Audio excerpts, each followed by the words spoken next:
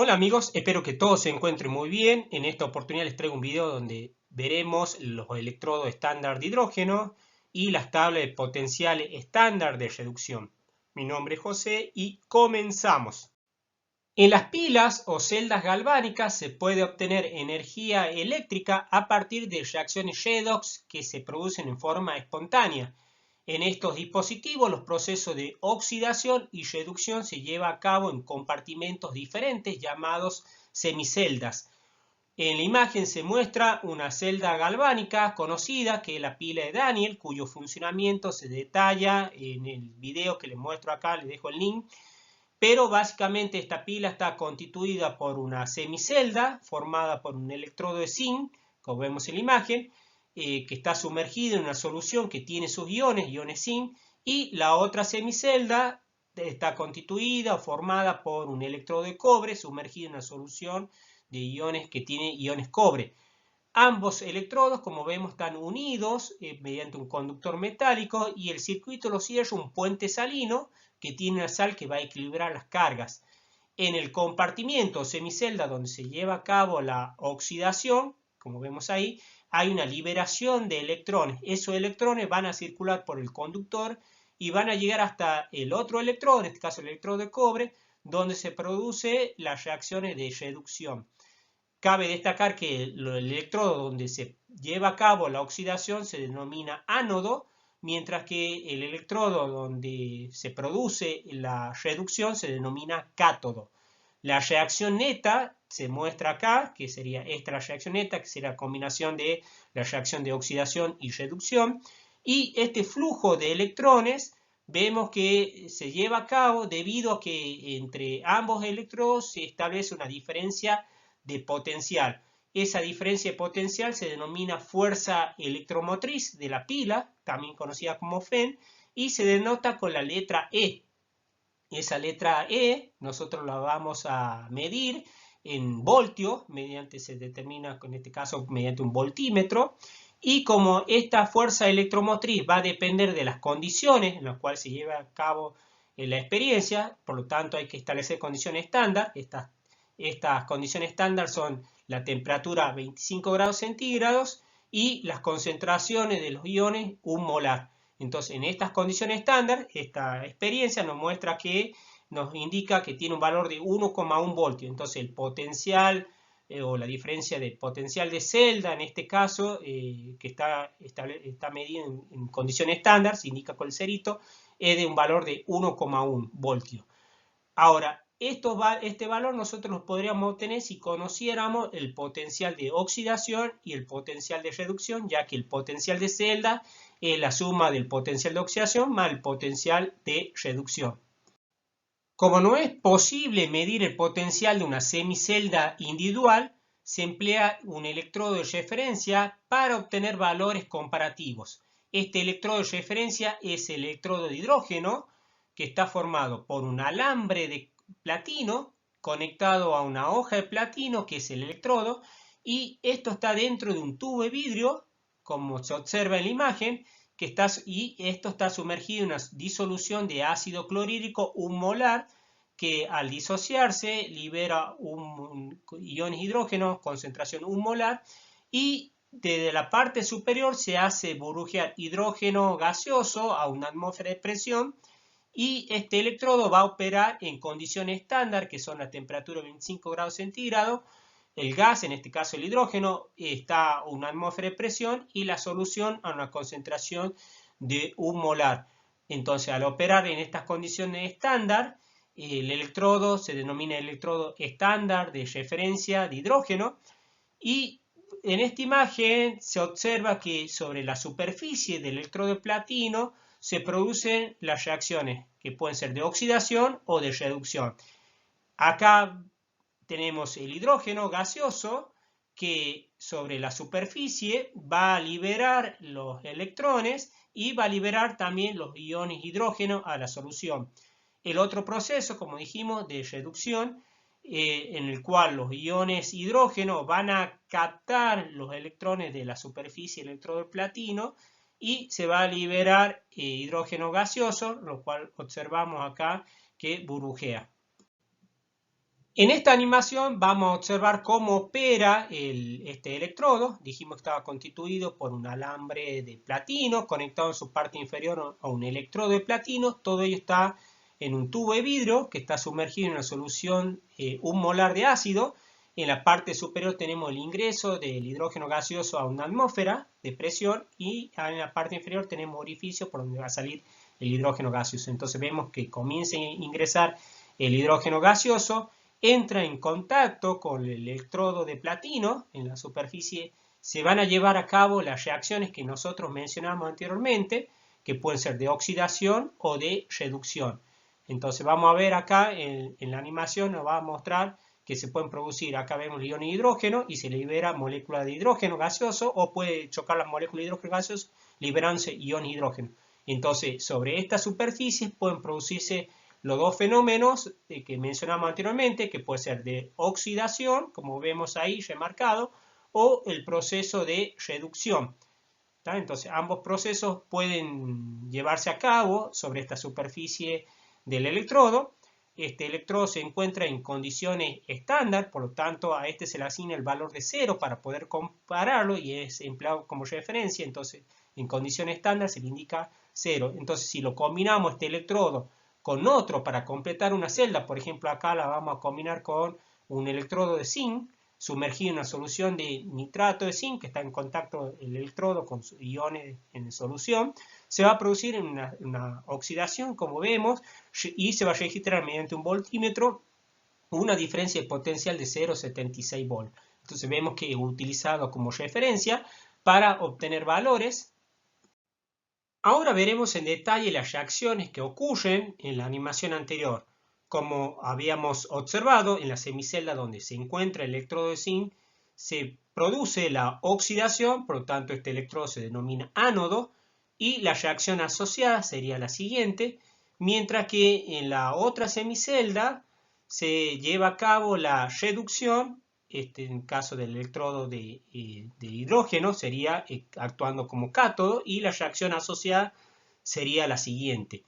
La reacción global sería la suma de ambas semireacciones, tanto de oxidación y reducción, tendremos el proceso global, y este proceso se lleva a cabo en condiciones estándar. A cada semireacción nosotros le vamos a asociar un potencial, por tanto acá en esta reacción que es de oxidación tendríamos un potencial de oxidación, mientras que acá tendríamos un potencial de reducción. La diferencia de potencial entre los electrodos, que sería el potencial de celda, estándar de celda, sería de la reacción global. Este potencial estándar de celda lo podemos calcular a partir de la suma de los potenciales estándar de oxidación y los potenciales estándar de reducción. Pero experimentalmente observamos que el voltímetro nos está indicando que el potencial de celda para este proceso en condiciones estándar es de 0,76 volt y se ha utilizado el electrodo de referencia de hidrógeno, que es un valor de 0. Por lo tanto acá podríamos reemplazar los valores y nos faltaría conocer el potencial de oxidación. En este caso despejamos y nos quedaría el potencial estándar de oxidación de 0,76. Ese potencial está asociado a esta reacción de oxidación. Nosotros si quisiéramos conocer el potencial de reducción, simplemente damos vuelta a la ecuación para que transformarla de oxidación a una reacción de reducción, como vemos, y vamos a cambiar el signo. ¿tá? Entonces simplemente pasamos de más a menos, cambiamos el signo y nos quedaría el potencial estándar, pero en este caso ya de reducción. En este otro ejemplo tenemos una semicelda formada por el electrodo de hidrógeno asociado a un electrodo de cobre en su solución de cobre correspondiente, y vamos a observar que en esta semicelda se va a llevar a cabo la oxidación actuando el electrodo como ánodo acá. Entonces la reacción correspondiente asociada sería la siguiente, en la cual el hidrógeno gaseoso pasa a ser ion hidrógeno y se liberan dos electrones, los cuales fluyen a través del conductor metálico, llegan hasta el otro electrodo de cobre y ahí se produce la reacción de reducción. Entonces vemos ahí el proceso. La reacción global sería la suma de ambas semireacciones Y todo este proceso se lleva a cabo en condiciones estándar.